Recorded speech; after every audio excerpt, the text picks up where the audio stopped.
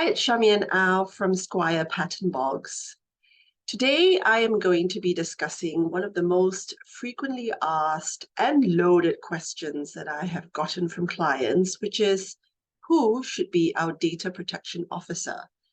As some of you know, it is a mandatory requirement for organizations that are processing personal data in Singapore to appoint a DPO, and this requirement is mirrored in other jurisdictions, and increasingly so.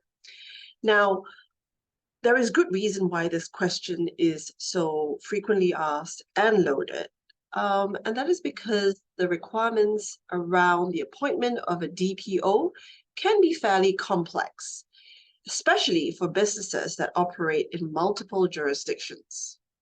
Whilst in some parts of the world, a DPO is merely a point of contact, in others, their details need to be registered with a local authority, and wrongdoing could actually lead to personal liability such as fines and even incarceration.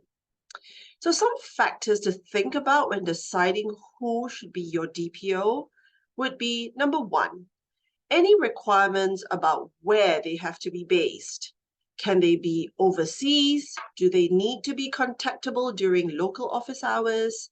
Can you have a global DPO covering more than one office or territory? Number two, can the DPO function be delegated? This may be important for support continuity. Can we have more than one DPO? Yes, it's common to have a team supporting the main DPO or the coordinating DPO comprising of representatives from different business units. Three, can the DPO function be outsourced? Just because you can outsource the DPO function doesn't mean that you want to. The optics of outsourcing cannot be overstated. This is especially if you're a consumer business, have a local office or operations, or you collect large volumes of data or sensitive data. This is because it doesn't bode well from an optics perspective to have farmed out accountability, particularly when you are confronted with a regulatory inquiry. And finally, number four, does the DPO need to be independent?